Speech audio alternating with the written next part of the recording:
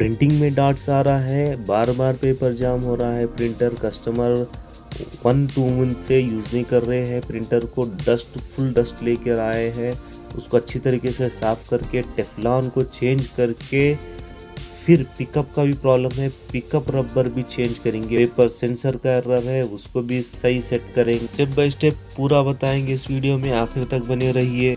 अस्सलाम वालेकुम दोस्तों, welcome back to AR computer world. आज AR कंप्यूटर वर्ल्ड में HP LaserJet 1020 plus printer service के लिए आया है।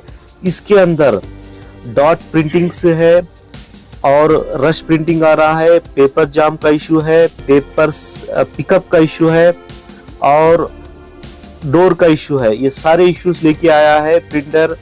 कस्टमर 2 मंथ से यूज नहीं कर रहे हैं प्रिंटर को। स्टेप बाय स्टेप पूरा वीडियो दिखाएंगे, आप देखिए। हमारे चैनल को सब्सक्राइब करना मत भूलिएगा।